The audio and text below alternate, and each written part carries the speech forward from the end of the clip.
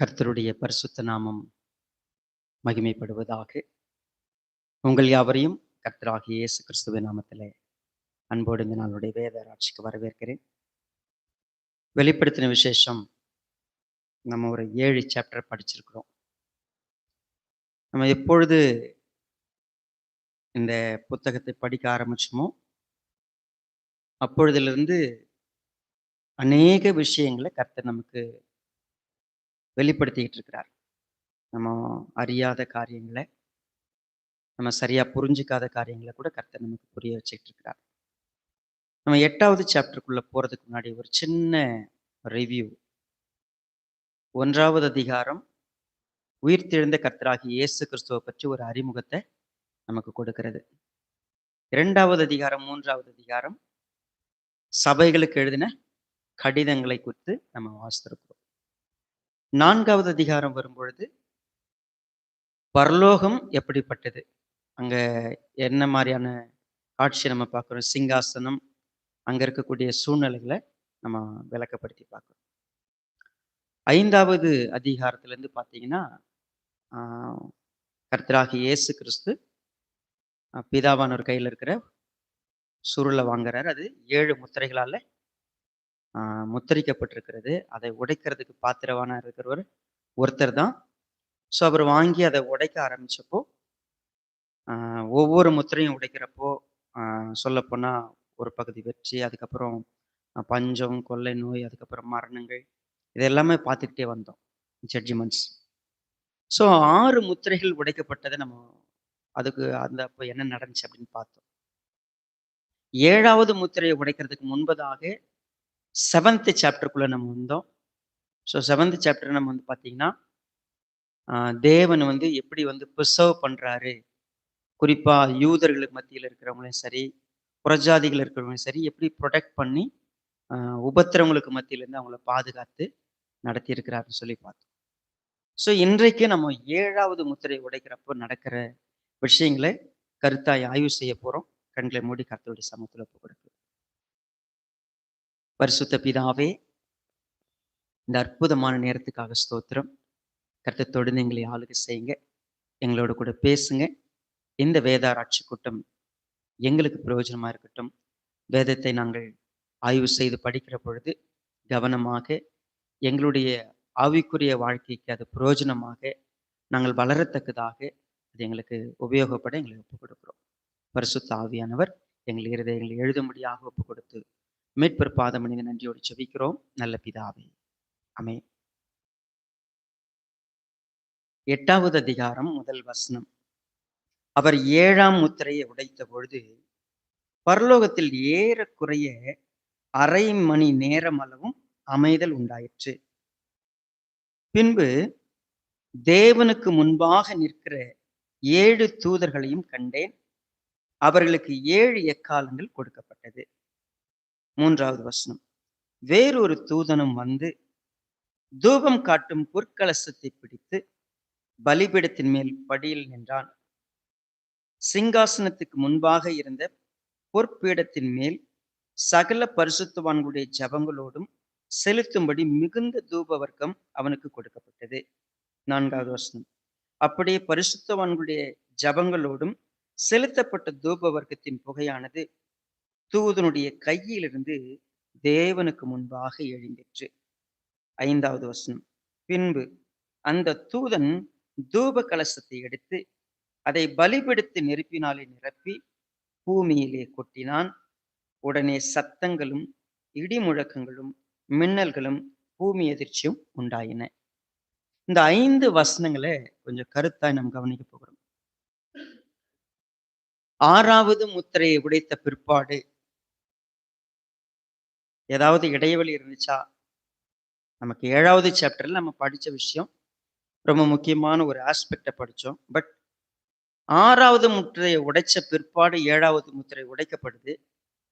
அவர் உடைக்கும் பொழுது அதான் கம்ப்ளீட் ஃபைனல் முத்திரை. அதை அவர் உடைக்கிறாரு. உடைச்ச பிற்பாடு பார்த்தீங்கன்னா பரலோகத்துல ஏறக்குறைய அரை மணி நேரம் அளவும் அமைதல் உண்டாயிற்று. ஸோ முதலாவது 7வது முத்திரை உடைக்கப்படுகிறது. இவ்வளவு நேரம் நம்ம பார்த்த ஒவ்வொரு முத்திரையினுடைய விஷயங்களையும் அப்படியே கவனிச்சுட்டு பார்த்துட்டு வந்தோம்னா, ஒவ்வொரு முத்திரையும் உடைக்கப்படும் பொழுது அங்க நம்ம ஹார்சஸ பார்க்கிறோம். அங்க குதிரைகளை பார்க்கிறோம். அங்க அவங்க மேல ஏறி இருந்தவங்க கொண்டு வந்த நியாய தீர்ப்புகளை பார்த்தோம். இந்த முத்திரை உடைச்ச உடனே ஒரு பெரிய சைலண்ட் அங்க இருக்கு. ஸோ ஒரு பாஸ்டர் கிட்ட வந்து ஒருத்தர் வியாக்கியானம் பண்ணவர் இதுல வந்து சொன்னாரு, பரலோகத்துல வந்து எப்படிப்பட்ட நிலை இருக்கும் அப்படின்னு கேட்டீங்கன்னா, நிச்சயமா பரலோகத்துல வந்து பெண்கள் இருக்க மாட்டாங்க. ஏன்னு கேட்டா அமைதியா இருந்துச்சாம். இதுவா அமைதி அப்படின்னு பார்த்தா, ஜஸ்ட் ஒண்ணும் வேணாம். லைஃப்ல நீங்க வந்து எக்ஸ்பீரியன்ஸ் பண்ணியிருப்பீங்க.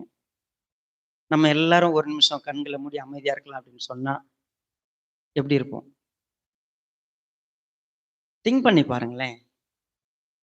ஜஸ்ட் நீங்க ஏதோ ஒண்ணு செஞ்சுட்டு இருக்கிறீங்க. ஒரு நிமிஷம் அமைதியா இருக்கணும். அமைதியா இருக்கிறதுனா என்ன? Just pass. பாஸ்னா என்ன? எதுவும் அசையக்கூடாது. எதுவுமே அசையல. 6 முத்திரைகளை உடைக்கும் பொழுது இம்மீடியட்டா ஜட்ஜ்மெண்ட் விஷயங்கள் நடந்துகிட்டு இருக்கு. பட் 7th சீல் அதை உடைக்கும் பொழுது ஒரு அமைதி. இது என்ன அமைதி இது? இந்த அமைதியை நம்ம எப்படி பார்க்கிறது? அரை மணி நேரம் அளவுக்கு ஒரு அமைதின்னு சொன்னா பரலோகமே அமைதியா இருக்கு. நம்ம இப்ப கொஞ்சம் முன்னாடிலாம் வாசித்தோம், இரவும் பகலும் ஓயாமல் பரிசுத்தர் பரிசுத்தர் பரிசுத்தர் என்ன பண்ணிட்டு இருக்கிறாங்க? துதித்து கொண்டே இருக்கிற தூதர் கூட்டம் அமைதி ஆயிட்டாங்க. ஒரு நிமிஷம் 2 நிமிஷம் அமைதியே நம்ம லைஃப்ல ஒரு பெரிய விஷயம். 1/2 hour நீங்க கண்ண மூடி ப்ரேயர் பண்றதை நான் சொல்லல. கண்ண மூடி யோசிக்கிறத சொல்லல. அமைதியா உட்கார்ந்து கண்ணை உருட்டி பார்த்து எல்லாத்தையும் பண்ணிக்கிட்டு இருக்கிறத சொல்லல. Just silent. சைலண்ட்னு சொன்னா everything passed. Something is there. நம்ம இந்த வசனத்தை படிக்கிறப்போ 7 சாப்டர் நம்ம படிச்சுட்டு வந்துட்டோம். இந்த 8வது சாப்டரை படிக்கிறப்போ மிக முக்கியமான ஒரு சத்தியத்தை தேவன் வெளிப்படுத்தி வச்சிருக்கிறார். ஸோ ரொம்ப இன்ட்ரெஸ்டிங்கான இந்த 5 வசனத்துக்கு மேல இன்னைக்கு போக முடியாது. இந்த 5 வசனத்தை உற்று கவனிச்சு பார்த்தா எக்ஸாம்பிளுக்கு அமைதினா என்னன்னு நம்ம கொஞ்சம் புரிஞ்சுக்கலாம். செப்பனியா புஸ்தகத்துல 1வது அதிகாரத்துக்கு என் கூட வாங்க.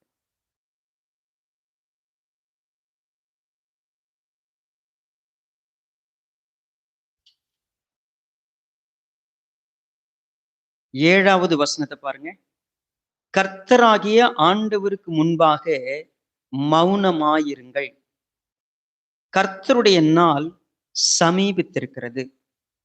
கர்த்தர் ஒரு யாகத்தை ஆயத்தம் பண்ணி அதற்கு விருந்தாளிகளையும் அழைத்திருக்கிறார். இங்க ஒரு வார்த்தை இருக்குது. கர்த்தர் ஒரு யாகத்தை ஆயத்தம் பண்ணி அதை விருந்தாளிகளையும் அதற்கு அழைத்திருக்கிறார். சரி, குறிப்பா கர்த்தருடைய யாகத்தின் நாளிலே நான் அதிபதிகளையும் ராஜகுமாரரையும் மறுதேசத்து வஸ்திரம் தரிக்கிற யாவரையும் தண்டிப்பேன். வாசற்படியை தாண்டி கொடுமையினாலும் வஞ்சகத்தினாலும் தங்கள் எஜமான்களின் வீடுகளை நிரப்புகிற யாவரையும் அந்நாளிலே தண்டிப்பேன். கர்த்தர் ஒரு தண்டனையை ப்ரொக்ளைம் பண்றார். நீதியை சரிகட்டும் நாள்னு ஒரு நாள் வருது. அந்த நாள் அவர் செயல்படுத்துறதுக்கு முன்னாடி ஒரு சைலண்ட் இருக்கு. ரொம்ப அமைதி. அது வந்து எவ்ரிதிங் ஜஸ்ட் ஸ்டன். 7வது முத்திரையை உடைச்ச உடனே ஒட்டுமொத்த பரலோகமும் ஸ்டன் ஆகி நிக்குது. அமைதிங்கிற வார்த்தைக்கு நம்ம என்ன யூஸ் பண்ணலாம்? we are shocked, we are stunned. just எல்லாரும் அதிர்ச்சியில, இன்னும் சொல்ல போனா இதை எதிர்பார்க்கல அப்படிங்கிற மாதிரி ஒரு சூழ்நிலை. அரை மணி நேரம் அளவுக்கு ஜஸ்ட் குவைட். இன்னொரு வசனத்தை கூட நம்ம வாசிப்போம் சகரியா புஸ்தகத்துல.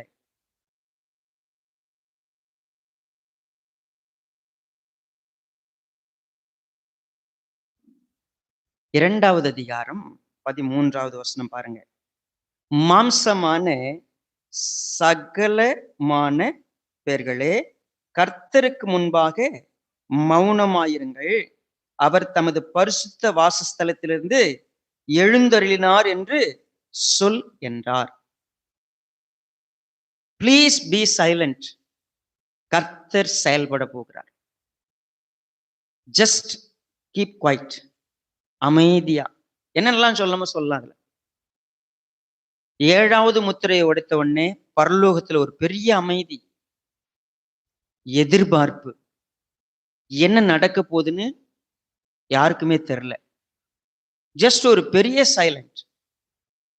ஈவன் சொல்ல போனா இந்த சம்பவத்தை குறித்து நம்ம பார்க்கிறப்போ அதிகமா கர்த்தருக்கு முன்பாக நிற்கக்கூடிய யாரா இருந்தாலும் சரி, தேவன் தம்முடைய ஆதீனத்துல வைத்திருக்கிற திட்டங்களையும் தீர்மானங்களையும் கவனிச்சு பார்க்கிறப்போ இந்த 7வது முத்திரை உடைக்கப்படும் பொழுது நடக்கிற விஷயங்கள் ரொம்ப கவனமாக ஆராயப்பட வேண்டியவை. முதல் காரியம், அரை மணி நேரம் அமைதின்னு சொல்லும் பொழுது ஜஸ்ட் நாம எல்லாருமே ஒரு நிமிஷம் பாஸ் பண்ணி நின்று தேவன் ஏதோ ஒரு விஷயத்தை சொல்ல போறார். இன்னைக்கு நம்ம ட்ரை பண்ணலாம். கர்த்தாவே, நாங்க நிறைய பேசுவோம், நிறைய செயல்படுவோம். we are full with our actions. நம்ம செயல்பாடுகள் நம்மளால சைலண்டா உட்கார முடியாது. கொஞ்ச நேரம் சும்மா இருக்க சொன்னா நம்மளால சும்மா இருக்க முடியாது. நம்ம தானே இந்த சும்மா இருக்கிறது சைலண்ட்டை குறிக்கிறது இல்லை, வேலை செய்யாம இருக்கிறது இல்லை. ஜஸ்ட் நம்ம மைண்ட்ல ஒரு மிகப்பெரிய அமைதி, நினைவலைகள் கூட இல்லாமல் ஒரு விஷயத்துல நம்முடைய ரெட்டினாவை அப்படி பாஸ் பண்ணி வைக்கிறது. நம்முடைய மூளையை பாஸ் பண்ணி வச்சு தேவன் என்னவோ செய்யறார். என்னது முதல் விஷயம் பார்த்தீங்கன்னா 2வது வசனத்துல கவனிக்கிறோம். தேவனுக்கு முன்பாக நிற்கிற 7 தூதர்களையும் கண்டேன். அமைதியை பார்த்தேன். இந்த அமைதி நேரத்துல அமைதியை பார்த்தேன். பின்பு தேவனுக்கு முன்பாக நிற்கிற 7 தூதர்களையும் கண்டேன். இந்த வார்த்தை கொஞ்சம் டீப்பா ஒரு காரியத்தை சொல்ல வருகிறது. இந்த தேவனுக்கு முன்பாக நிற்கிறதுனா என்ன? சரி, ஒரு எஜமானுக்கு முன்பாக நிற்கிற ஒரு வேலைக்காரனை குறிக்கிற ஒரு பதம். நீங்க பார்த்திருக்கீங்களா? ஒரு பெரிய முதலாளிக்கு பக்கத்துல ஒரு வேலையாள் எப்படி நிற்பான்? எஜமான் கட்டளையிட அந்த வேலையை அப்படியே செய்யறதுக்கு ஒரு வேலைக்காரன் எப்படி நிற்பாங்க? சரி, ரட்சிக்கப்பட போகிற நிமித்தமாய் அனுப்பப்பட போகிற பணிவிடை ஆவிகள்னு சொல்றது.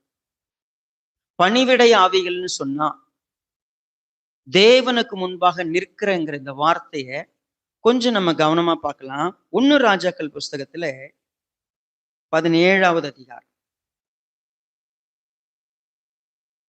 1 ராஜாக்கள் 17வது அதிகாரம் பாருங்க. இங்க நம்ம முதல் வசனத்துல பார்க்கிறோம். கிலேயாத்தின் குடிகளிலே திஸ்பியன் ஆகிய எலியா ஆகாப்பை நோக்கி, என் வாக்கின்படியே அன்றி இந்த வருஷங்களிலே பனியும் மழையும் பெய்யாதிருக்கும் என்று இஸ்ரவேலின் தேவனாகிய கர்த்தருக்கு முன்பாக நிற்கிற நான் அவருடைய ஜீவனை கொண்டு இந்த கர்த்தருக்கு முன்பாக, தேவனாகிய கர்த்தருக்கு முன்பாக நிற்கிற, even Elisha can say like this. 2 ராஜாக்கள் 3வது அதிகாரம் 14 வசனத்துல இருக்கு. ஸோ ஓகே, நீங்க அப்புறமா ரெஃபர் பண்ணலாம். அதே போல தானியேல் தானியேல் வந்து அந்த வசனத்தை வாசித்தல 2வது அதிகாரம் தானியேல் புஸ்தகத்துக்கு வாங்க.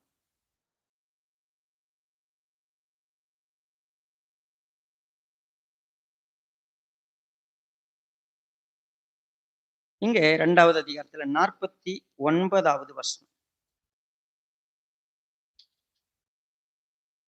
தானியேல் ராஜாவை வேண்டிக் கொண்டதன் பேரில்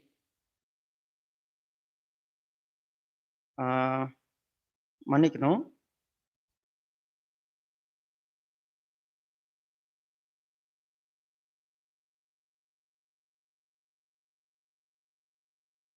ரைட். இங்க பாத்தீங்கன்னா, தானியேல் ராஜாவை வேண்டிக் கொண்டதன் பேரில் அவன் சாத்ராக்கையும் மேஷாக்கையும் ஆபேத்நேகையும் பாபிலோன் மாகாணத்து காரியங்களை விசாரிக்கும்படி வைத்தான். தானியேலோ வென்றால் ராஜாவின் கொலு மண்டபத்தில். இந்த கொலு மண்டபத்தில் இருக்கிறதுனா என்ன அர்த்தம்னு கேட்டீங்கன்னா, ஜஸ்ட் ராஜா சொல்றத கேட்டு இமீடியட்டா செய்யக்கூடிய ஒரு வேலைக்காரனுடைய ஸ்தலம் அது. கொலு மண்டபம் அப்படிங்கிறது ராஜாவுடைய கட்டளையை ரிசீவ் பண்ற அந்த ஸ்தலம் அது. இது எதை குறிக்கிறதுன்னு கேட்டா, 7வது முத்திரை உடைக்கும் பொழுது ஒரு 7 பேரை ஸ்பெசிபிக்கா சொல்றார். 7 தூதர்கள் கட்டளையை ரிசீவ் பண்ணி, சொல்ல போனா நீங்க இந்த ஓட்ட பந்தயத்துல வந்து ஒரு 4 பேர் சேர்ந்து ஓடுவாங்க. தொடர் ஓட்டம்னு பேர் அதுக்கு. ஒருத்தர் ஓடி அடுத்தவர் கையில என்ன பண்ணும், அந்த ஒரு குச்சை என்ன கொடுக்கணும், அவர் வாங்கிட்டு போய் அடுத்தவர்கிட்ட கொடுப்பார். நீங்க கவனிச்சு பார்த்தீங்கன்னா, அந்த முதல் ரன்னர் வரும்பொழுது இந்த 2வது ரன்னர் ஓட ஆரம்பிச்சிருவார், கையில வாங்க மாட்டார்.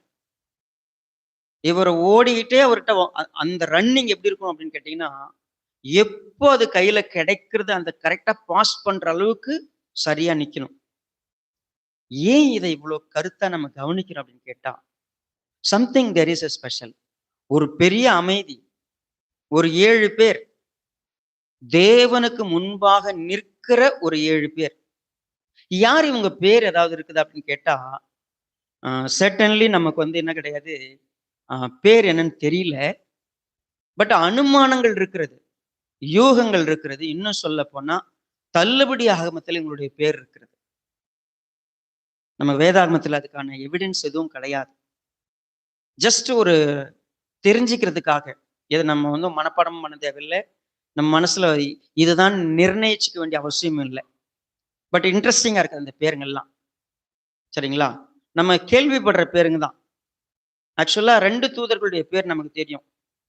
காப்ரியேல், மிகாவேல் தூதன் நமக்கு வேதாகமத்துல உறுதியா இருக்குது. ஆனா அரியல்னு பேர் கேள்விப்பட்டிருக்கேன். அது வந்து வேதாகமத்துல இஸ்ரவேலை குறிக்கிற ஒரு வார்த்தை இருக்குது. அந்த அரியல் இது வந்து யூல ஸ்டார்ட் ஆகும் பேர். தமிழ்ல உரியல்னு சொன்னா உரியல் கிடையாது, அரியல் தான் அது.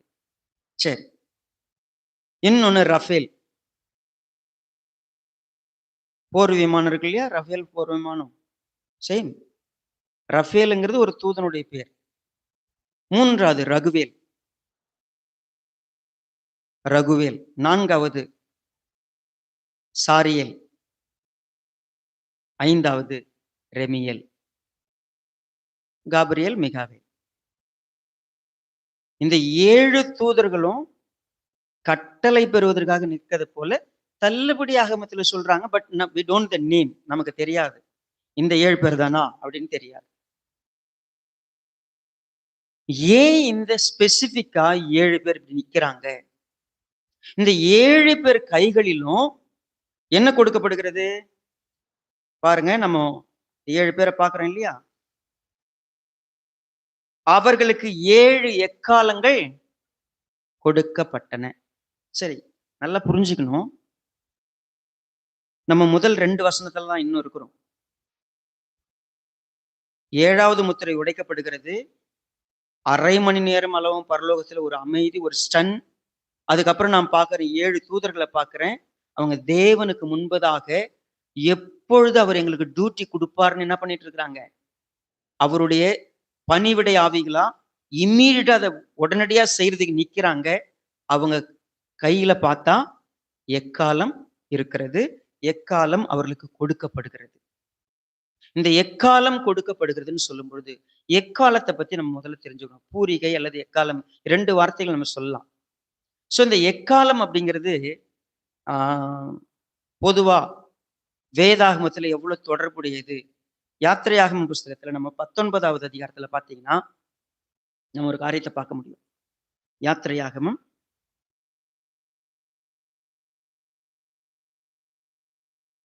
19வது அதிகாரத்துக்கு வரலாம்.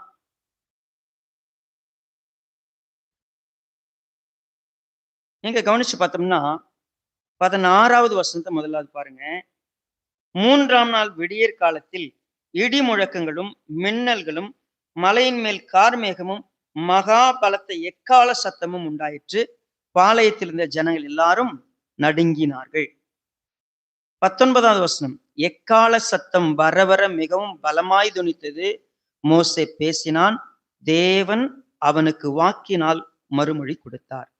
சரி, நமக்கு எக்கால சத்தம் அப்படின்னு சொல்றது தேவன் இடைபடுகிற பொழுதெல்லாம் இந்த சத்தம் வேதாகமத்துல பதியப்பட்டிருக்கிறது. அநேக இடத்துல நம்ம சொல்ல முடியும். எக்ஸாம்பிளுக்கு ஏசாயா புஸ்தகத்துல ஏசாயா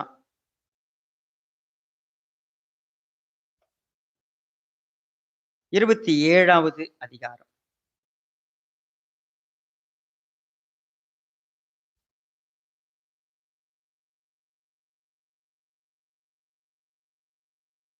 பதிமூன்றாவது வசனத்தை பாருங்க. அக்காலத்திலே பெரிய எக்காலம் ஊதப்படும்.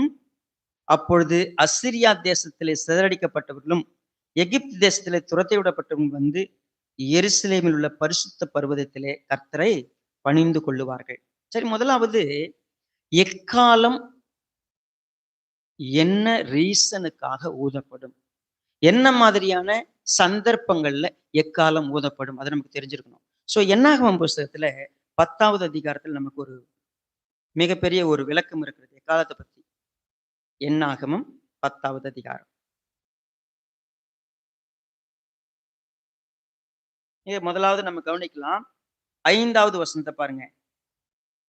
இங்க 2வது வசனத்துல சபையை கூடி வரவழைப்பதற்கும் பாளையங்கள் பிரயாணப்படுவதற்கும் உபயோகமாக 2 வெள்ளி பூரிகைகளை செய்து கொள்வாயாக.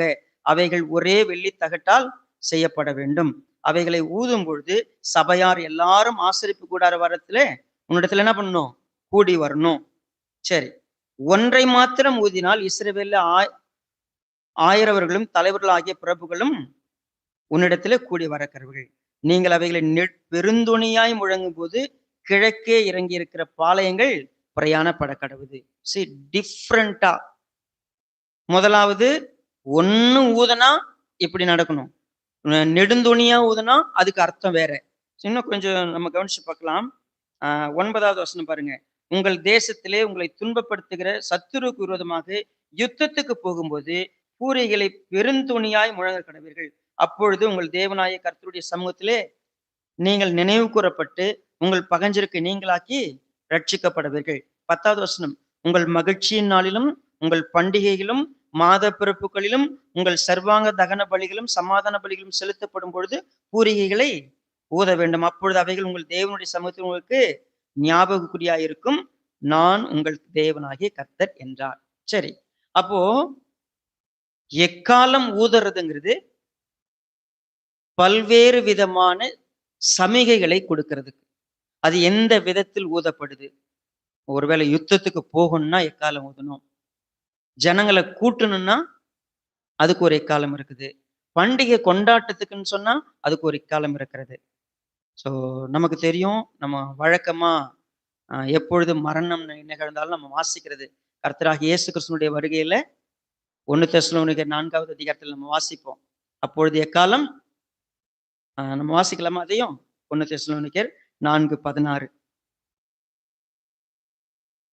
ஏனெனில் கர்த்தர் தாமே ஆரவாரத்தோடும் பிரதான தூதனுடைய பாருங்க, இப்போ தேவ எக்காலத்தோடும். அப்ப எக்காலம் ஊதுறதுங்கிறது பல்வேறு விஷயங்களை நமக்கு குறிப்பாக உணர்த்த போகிறது. நம்ம 7 முத்திரைகளை படிச்சிட்டோம்.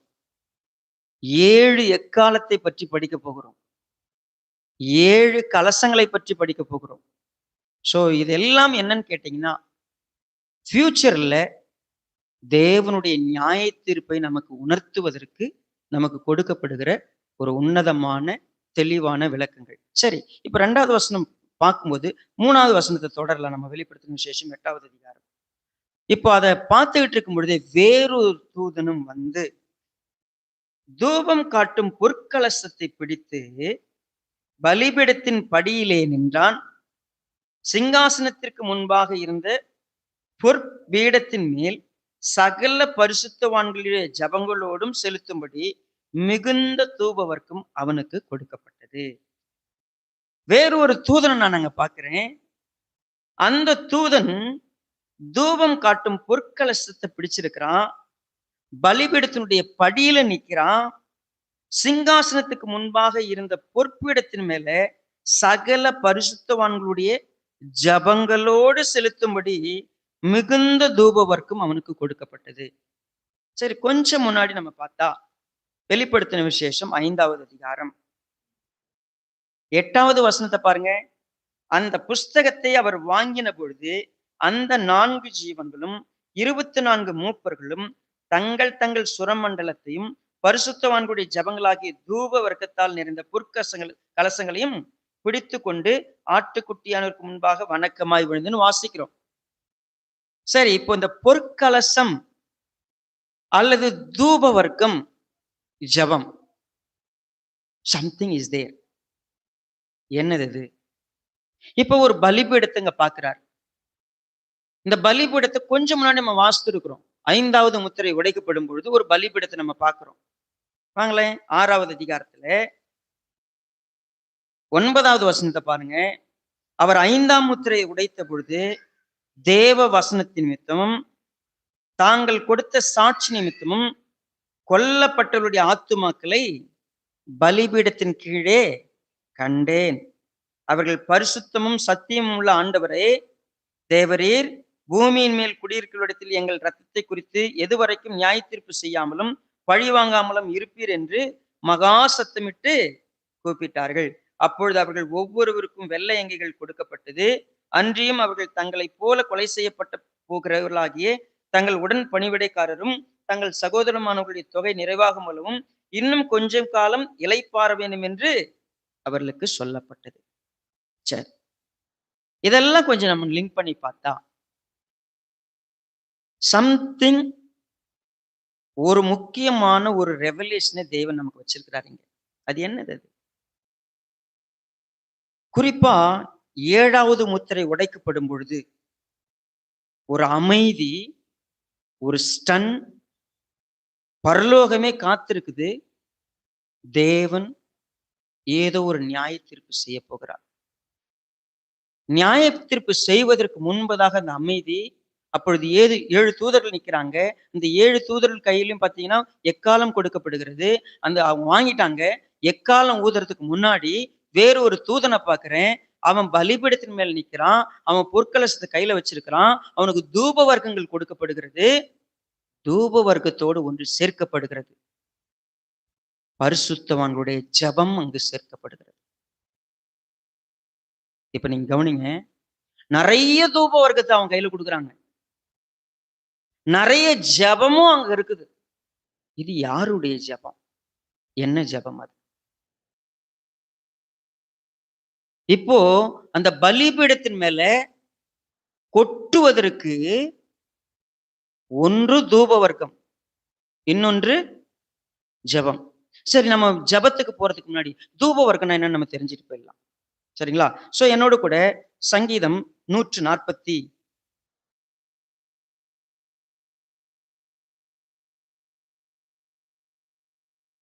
ஓராவது சங்கீதம் பாருங்க. 141.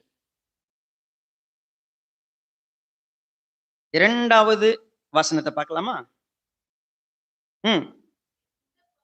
என் விண்ணப்பம் உமக்கு முன்பாக தூபமாகவும் என் கையெடுப்பு அந்தி பலியாகவும் இருக்க கடவுது. தூபம் என்று சொல்லும் பொழுது தூப வர்க்கம்னா நம்ம பாருங்க, இப்போ சாம்பிராணி போக போடுறாங்கல்ல, ஒரு நெருப்புல சாம்பிராணி போட்டா என்ன ஆகும்? புகை வரும். சரி, அதுல நெருப்பு இருக்கிறது, புகை இருக்கிறது, வாசனை இருக்குது. இப்போ நான் ஏறெடுக்கக்கூடிய ஜபங்கள் கர்த்தருக்கு தூபமாக. யார் ஏறெடுத்த ஜபம் இது? நம்ம இப்போ 5வது அதிகாரத்துல பார்த்தோம், 6வது அதிகாரத்துல பார்த்தோம். இது ரெண்டுத்தையும் கனெக்ட் பண்ணி பார்த்தா பலிபீடத்துக்கு முன்னாடி அநேகருடைய விண்ணப்பங்கள் அங்க இருந்திருக்கிறது. ஒவ்வொரு நாளும் பரிசுத்தவான்கள் விண்ணப்பம் பண்ணியிருக்கிறாங்க. தேவன் நியாய தீர்ப்பு கொடுக்கணும்னு சொன்னா அதுக்கு ரொம்ப முக்கியமான ஒரு ஆஸ்பெக்ட் பரிசுத்தவான்களுடைய ஜபம். சோ பரிசுத்தவான்களுடைய ஜபம்னா என்ன? இப்ப இந்த 7வது முத்திரை உடைக்கப்படும் பொழுது ஒரு ரகசியத்தை உலகத்துக்கு அவர் வெளிப்படுத்தி வச்சார். என்னது அது? நீங்களும் நானும் ஜெபிக்கிறவர்களா இருக்கணும். நம்முடைய ஜபம் எப்படிப்பட்டதா இருக்கணும்? யார் ஜெபிக்கிற ஜபத்தை தூபமாய் கர்த்தர் பார்ப்பாரு. யாருடைய ஜபம் தூப வர்க்கத்தை போல இருக்க போகிறது. சோ நம்ம பிரேயரை பத்தி படிக்க போறோம், படிச்சுட்டு இருக்கிறோம். இப்ப 2 மாசம் படிச்சோம். அகைன் பெரம்பலூர்ல இருந்து படிக்க போறோம். See, we need to learn the principle. திருச்சபையா முதலாவது ஜபத்தை நாம் கற்றுக்கொள்ளணும். இவங்க யாரு? பரிசுத்தவான்கள்னு சொல்லப்படுறவங்க. அவங்களுடைய கேரக்டர் என்ன? வசனத்துக்காக தங்கள் ஜீவனை கொடுத்தவங்க, சத்தியத்துக்காக தங்களுடைய உயிரையும் விட்டவங்க, கிறிஸ்துவுக்காக இந்த உலகத்துல எல்லா பாடுகளையும் அனுபவிச்சவங்க, கிறிஸ்துவுக்காக எதையும் ஏற்றுக்கொண்டவங்க. சிம்பிளா பார்க்கலாம். நீங்களும் நானும் ரட்சிக்கப்பட்டு பல வருஷம் ஆயிடுச்சு. நம்ம சபைக்கு வரோம், செய்திகள் கேட்கிறோம், கர்த்தரை ஆராதிக்கிறோம். அகெயின் அண்ட் அகெயின் தேவன் ஒரு விஷயத்தை நமக்கு வெளிப்படுத்துறாரு. என்ன வெளிப்படுத்துறாரு அப்படின்னா, நம்மை பரிசுத்தப்படுத்தி இந்த உலகத்துல தேவனுடைய கிரியைகளா நாம் இருக்க, தேவனுடைய கரமா இருக்க, தேவன் செயல்படுத்துவதற்கான பாத்திரங்களா இருக்கிறதுக்கு நம்மளை அழைச்சிருக்கிறாரு. ஆனா நம்ம கர்த்தரை நம்பி இந்த உலகத்துல எப்படியாவது ஒரு நல்ல வாழ்க்கையை வாழணும்னு நினைக்கிறோம். நமக்கு திருப்தியான ஒரு வாழ்க்கை இருக்கணும், நமக்கு சந்தோஷமான ஒரு வாழ்க்கை இருக்கணும், நிம்மதியான ஒரு வாழ்க்கை இருக்கணும். இது மட்டுமே நம்முடைய எண்ணங்கள். We are so limited. ஆனா வேதம் இந்த மாதிரி பக்திமான்களை எதிர்பார்த்ததா, பரிசுத்தவான்களை எதிர்பார்த்ததா? ஆதியிலிருந்து வேதாகம் ஒன்றை ப்ரொக்ளைம் பண்ணிட்டு இருக்குது. பரிசுத்தவான்கள் வேண்டும். என்னுடைய ஜெபம் தேவனுக்கு தூபமாக, என்னுடைய விண்ணப்பங்கள் பலியாக மாறணும்னு சொன்னா நான் என்ன பண்ணிக்கிட்டு இருக்கிறேன்? என்னுடைய ஜெபம் எங்க இருக்கிறது? நான் என்னத்துக்காக ஜெபம் பண்றேன்? Again my problems. என்னுடைய ஒவ்வொரு நாள் என்னுடைய பர்சனல் ப்ராப்ளம் தான் என்னுடைய ஃபோக்கஸ். எனக்கு ஜெபம்னாவே அதுதான். பட் நீங்க சொல்லுங்க,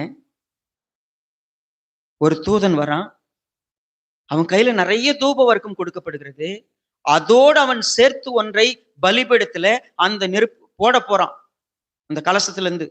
அது ஜெபம். ஏன் ஜெபம் கர்த்தருடைய சந்நிதியில சேர்த்து வைக்கப்படுகிற ஜெபமா? ஒவ்வொரு நாளும் ஏறெடுக்கிற ஜெபம் கர்த்தருடைய சமூகத்துல சேர்த்து வைக்கப்படுகிறதா? உன்னுடைய கண்ணீரை நான் என்ன எங்க வச்சுக்கிறேன்? துருத்தியில வச்சிருக்கிறேன். என்னத்துக்காக நம்ம கண்ணீர் விட்டுருக்கிறோம்? நம்பிக்கை திருச்சபை உருவாகி வருஷங்கள் ஆயிடுச்சு. ஒவ்வொரு நாளும் ஒரு ஆத்துமா ரட்சிக்கப்படுறதுக்கு நம்ம எந்த அளவுக்கு பாரத்தோடு ஜெபிக்கிறோம்? இன்னொரு ஆத்துமா இணைக்கப்படுறதுக்கு எந்த அளவுக்கு நான் சத்தியத்தை முழுமையா என் லைஃப்ல இருந்து வெளிப்படுத்தி இன்னொரு ஆத்மாவை கட்டுவேன். எந்த அளவுக்கு நான் சாக்ரிஃபைஸ் பண்ணுவேன், எந்த அளவுக்கு நான் சோர்ந்து போகாம தொடர்ந்து ஜெபிச்சுக்கிட்டே இருப்பேன். எவ்வளவு காலமானாலும் இது கர்த்தருடைய சந்நிதியிலே உண்மையாகவே அவருடைய நியாய தீர்ப்பு வருவதற்கு என்னுடைய ஜெபம் காரணமா இருக்கும். என்ன ஜெபம் அது?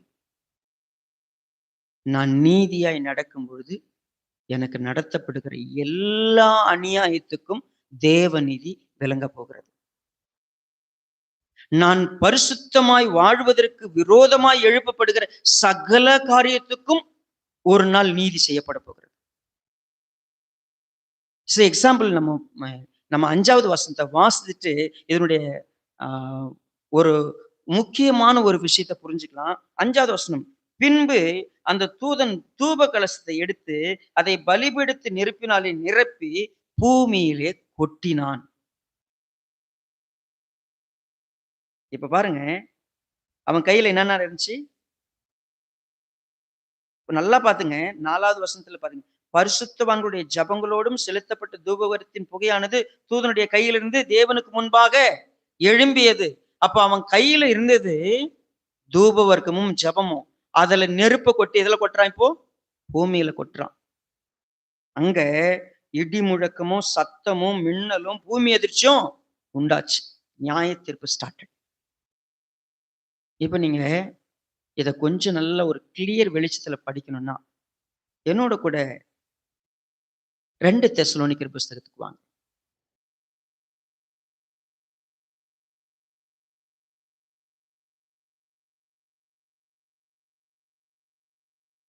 1வது அதிகாரம்.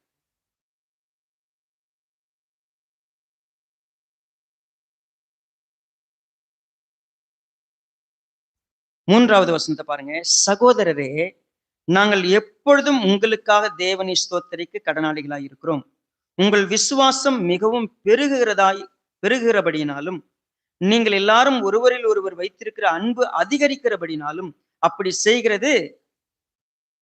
முதல் விஷயம், சபையில ஒருத்தவங்களுக்காக பவுல் சொல்றாரு, நான் தேவனை உங்களை நினைச்சு எப்பொழுதும் ஸ்தோத்தரிக்கிறேன். ஏன் ஸ்தோத்தரிக்கிறேன் அப்படின்னு சொன்னா, நீங்க விசுவாசத்துல ஒவ்வொரு நாளும் பெருகுறீங்க. அந்த விசுவாசங்கிறது தேவன் மேல வச்சிருக்கிறது, அன்புங்கிறது சக விசுவாசிகளோட வச்சிருக்கிறது. See, relationship with God, relationship with brethren, சக, இந்த ரெண்டும் உங்ககிட்ட அதிகமா வந்துகிட்டே இருக்குது.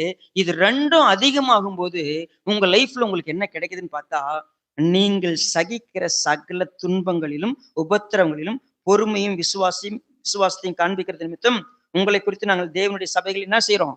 மேன்மை பாராட்டுறோம். இப்ப என்ன, விசுவாசம் அன்பு வளருதுன்னா எதுக்கு மத்தியில? உபத்திரவம் துன்பத்துக்கு மத்தியில. நீங்கள் தேவனுடைய ராஜ்யத்தின் நிமித்தம் பாடு அனுபவிக்கிறவர்களா இருக்க, அந்த ராஜ்யத்துக்கு நீங்கள் பாத்திரர் என்று எண்ணப்படும்படிக்கு தேவன் நியாயமான தீர்ப்பு செய்கிறவர் என்பதற்கு அதுவே அத்தாட்சியா இருக்கிறது. தேவன் நீதியா ஒரு நாள் நியாய தீர்ப்பு செய்வாருங்கிறதுக்கு எது அத்தாட்சினா, உனக்கு உபத்திரம் வரும்பொழுது நீ விசுவாசத்திலையும் அன்புலையும் வளர்ற. பிரச்சனை வரும் பொழுது கவனிக்கிறீங்களா?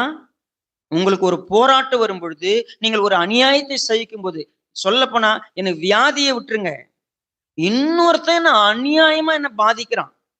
நாம் பரிசுத்தமா நடக்கிறதுனால, சத்தியத்தின்படி நடக்கிறதுனால, நீதியா இருக்கிறதுனால நான் அநியாயமா ஒருத்தரால பாதிக்கப்படுறேன். ஏதோ ஒன்று என் பரிசுத்தத்தை இழக்க செய்யும்படியான ஒரு பிரச்சனை எனக்கு வருது. அப்போ நான் பாடுகளுக்கு மத்தியில விசுவாசத்துல வளர்ந்து அன்புல வளர்ந்து நான் ஒவ்வொரு நாளும் பெருகி நிற்கிறது. நான் என்ன செய்யறேன்? அந்த நேரங்கள்ல ஜெபிக்கிறவனா மட்டும் இருக்கிறேன். நான் என்ன செய்யறது இல்லை தெரியுமா? சத்தம் போடுறது இல்லை. நான் அமைதியா இருந்திருக்கிறேன்.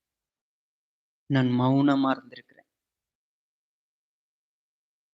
ஏன் பரலோகத்துல மௌனம்? என் வாழ்க்கையில கொஞ்சம் காலம் நான் மௌனமா இருந்திருக்கிறேன். ஆண்டவரே எப்ப நியாய தீர்ப்பு செய்வீங்கன்னு பரிசுத்தவான்கள் கேட்கும்போது சொன்னாரு, நீங்க இன்னும் கொஞ்ச நாள் என்ன பண்ணணும்? நீங்க இளைப்பாற வேண்டும். இன்னும் கொஞ்ச நாள் நீங்க அமைதியா இருக்கணும் சொல்லப்பட்டது. நாம என்ன செய்யறோம் தெரியுங்களா?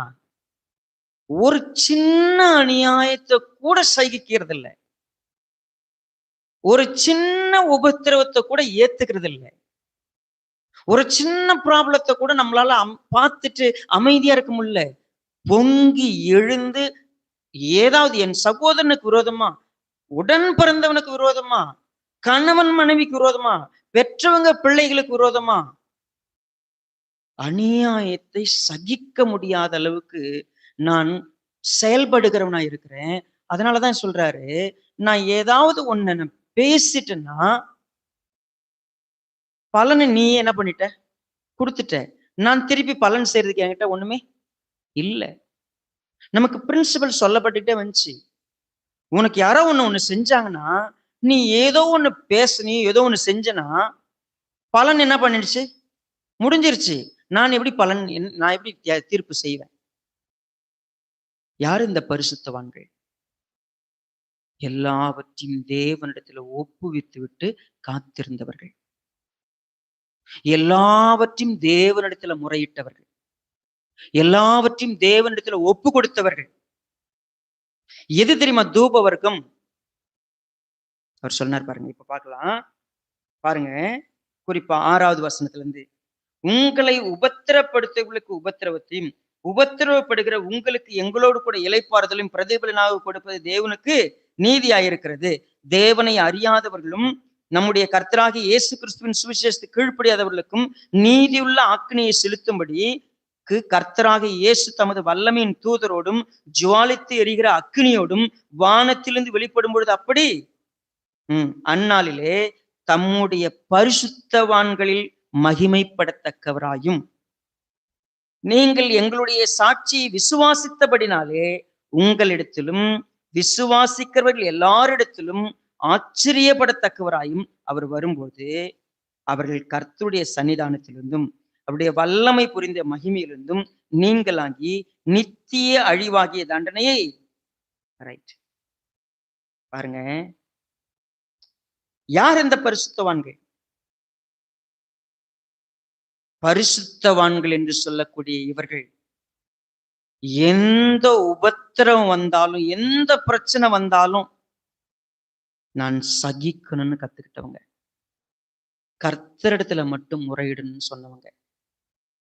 கர்த்தர்கிட்ட மட்டும் ஒப்பு கொடுக்கணும்னு சொன்னவங்க. இன்னும் சொல்ல போனா அந்த உபத்திரவத்தை ஏற்படுத்தணும் கூட எப்படியாகிலும் ரட்சிக்கப்பட்டுடணும், எப்படியாகிலும் தேவராஜ்யத்துக்குள்ள வந்துடணும், தேவன் நீதி உள்ளவர்னு நிலைநாட்டப்படணும்.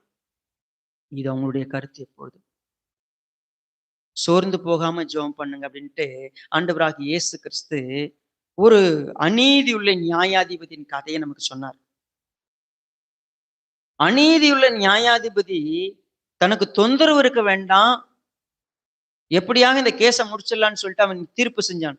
அப்போ ஆண்டவராகிய இயேசு கிறிஸ்து சொன்னாரு, அநீதியுள்ள அந்த நியாயாதிபதியே தீர்ப்பு செய்வான்னு சொன்னான்.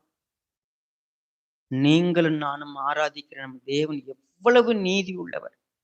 அவர் தீர்ப்பு செய்யும் பொழுது எப்படி இருக்கும்? பரலோக ஸ்டன்னாய் நிக்குது. தூப வர்க்கத்தோடு ஜபமும் சேர்க்கப்படுகிறது. நான் ஏறெடுத்த ஜபம் அக்கினியா இந்த பூமியில கொட்டப்படும். நான் என்ன ஜபம் பண்ணணும், அந்த ஜபம் தண்டனையாய் திருப்பி பூமியில கொட்டப்படும். அந்த மாதிரி ஜபம் பண்ணிருக்கேன்னா, ஆண்டவரே எல்லாரும் அழிச்சு போடுங்கன்னு ஜபம் பண்ணுவோம்னா இல்ல.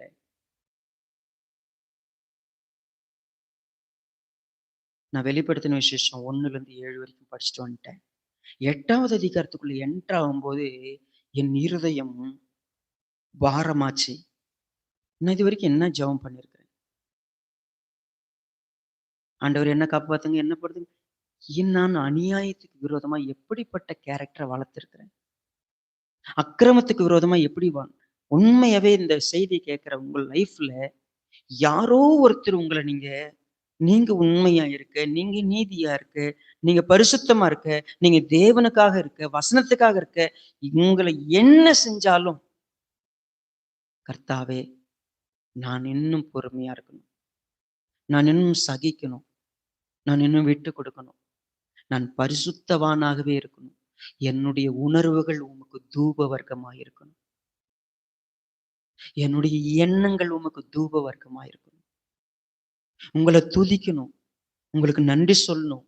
தேவன் யாருங்கிறது வெளிப்படுறதுக்கு நான் காரணமா இருக்கணும். நான் அவசரப்பட்டு பேசினேன், நான் ஆத்திரப்பட்டேன், நான் உணர்ச்சி வசப்பட்டேன். தேவன் யாருன்னு காட்டுறதுக்கு நான் பாத்திரமா இருக்க மாட்டேன். தேவன் ஒரு நாள் யாருன்னு இந்த பூமி தெரிஞ்சுக்கணுமா, நான் தேவன் யாருன்னு நம்பி நான் எப்படிப்பட்ட பரிசுத்தவானா இருக்கணுமோ அப்படி இருக்கணும்.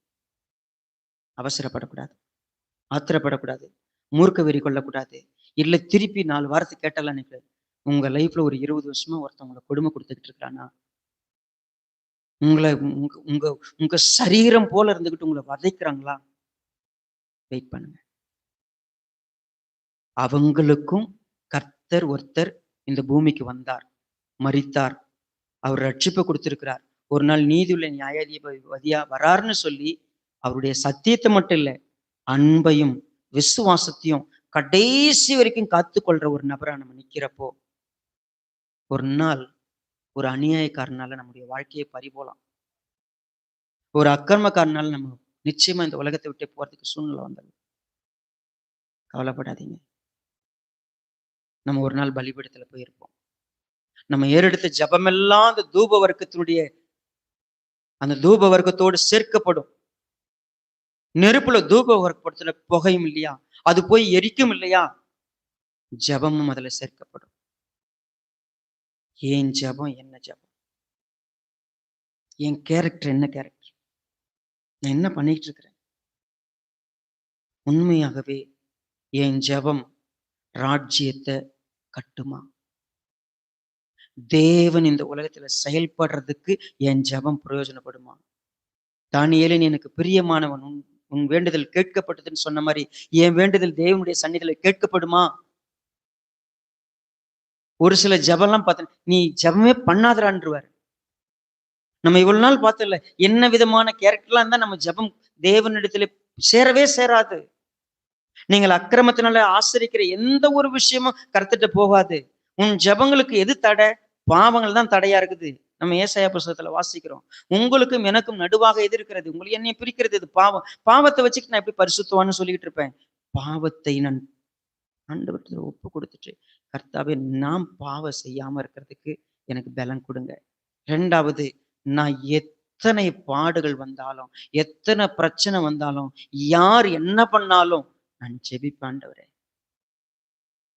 உடனே பதில் கிடைச்சிருமா? ஆண்டவர் நீங்க ஜெபம் பண்ண உடனே அப்படியே அற்புதமா அப்படியே அந்த நபரை தூக்கிடுவாரு, உங்களுக்கு சரியாயிடும்? இல்லவே இல்லை. உங்க பிரச்சனை எல்லாம் தீர்ந்துறதுக்கு ஜெபம் பண்ணுவீங்கன்னா தேவன் நியாயாதிபதின்னு வெளிப்படுறதுக்கு அந்த ஜெபம் பயன்படவே பயன்படாது. அப்ப நியாயாதிபதின்னு தேவனுடைய அந்த நீதி உள்ள கேரக்டர் வெளிப்படணும்னு சொன்னா நான் ஜெபிக்க கற்றுக்கொள்ள வேண்டும். என் ஜெபம் எப்படி இருக்க போகுது, நான் என் ஜெபத்துல நான் எப்படி வளருவேன்?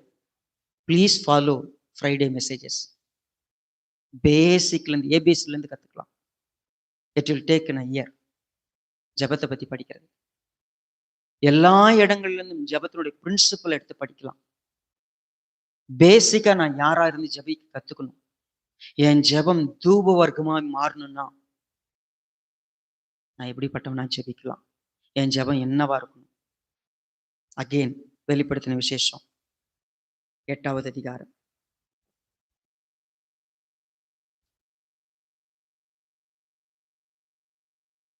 பாருங்க, குறிப்பா நம்ம கவனிச்சு பார்த்தா 3வது வசனத்திலிருந்து மீண்டும் வாசிப்போம். வேறொரு தூதனும் வந்து தூபம் காட்டும் பொற்கலசத்தை பிடித்து பலிபீடத்தின் படியிலே நின்றான். சிங்காசனத்துக்கு முன்பாக இருந்த பீடத்தின் மேலே சகல பரிசுத்தவான்களுடைய ஜபங்களோடும் செலுத்தும்படி மிகுந்த தூப வர்க்கம் அவனுக்கு கொடுக்கப்பட்டது.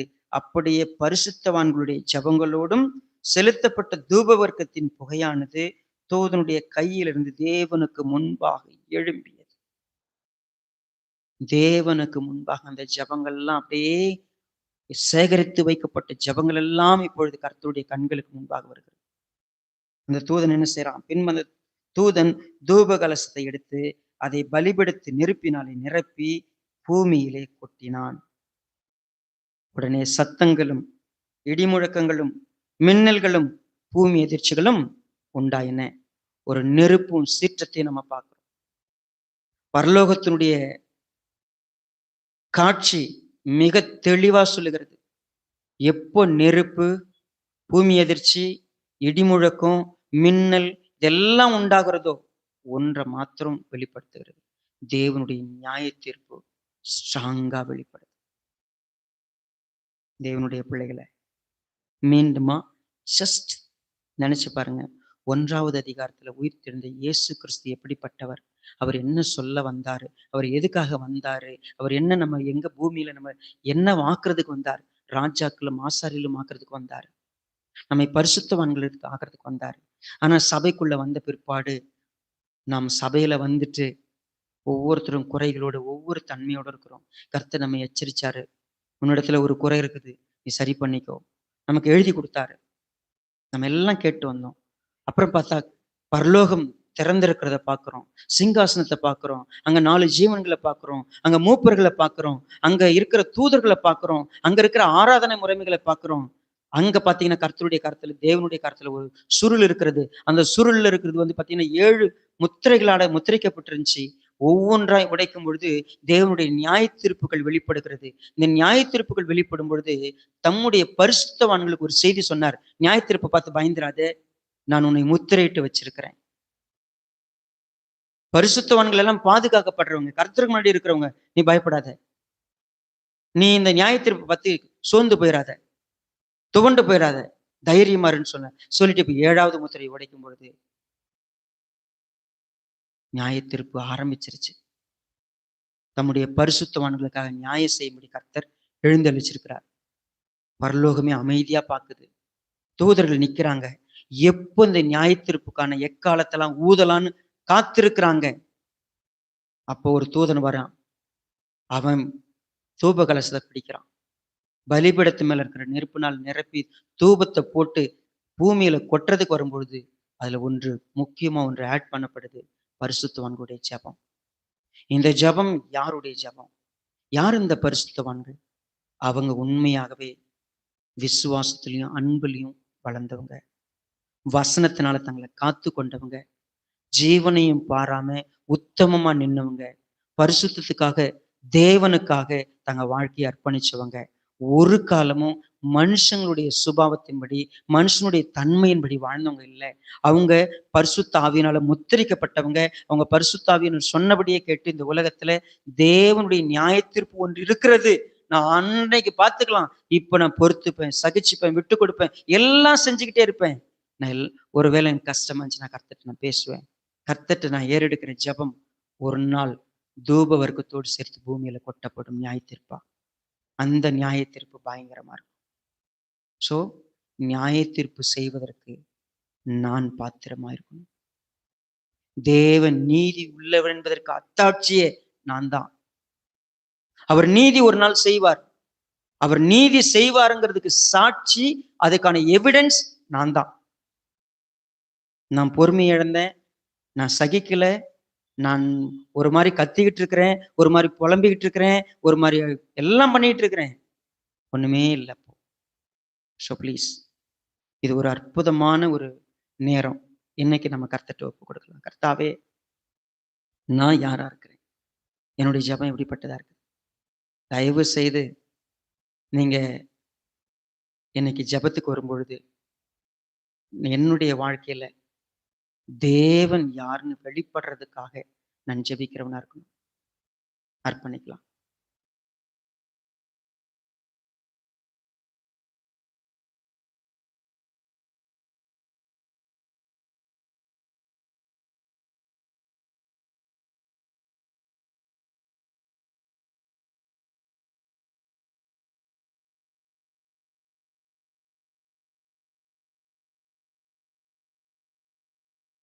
நம்முடைய ஜெபங்கள் அநியாயத்துக்கு விரோதமாய் எப்படி இருக்குது? பொய்களுக்கு விரோதமாய் இருக்கிறது. எப்படி இருக்குது? உண்மையாகவே பெருமை, ஒருவேளை அகந்த, இருமாப்பு, முரட்டாட்டம், கொடுமையான பாவத்தில் இருக்கிற ஒவ்வொருத்தருக்கும் எதிராக நம்முடைய பிரேயர் எப்படி இருக்கு? தயவு செய்து சிந்தனையோட கூட அர்ப்பணிக்கலாம். இரக்கமுள்ள நல்ல பிதாவே, இந்த வார்த்தைகளை ஆசீர்வதித்து கொடுத்திருக்காய் நன்றி. தொடர்ந்து எங்களோட கூட பேசுறீங்க, எங்களை வழிநடத்துறீங்க, எங்களை உணர்வுள்ளவர்களாய் மாத்துறீங்க.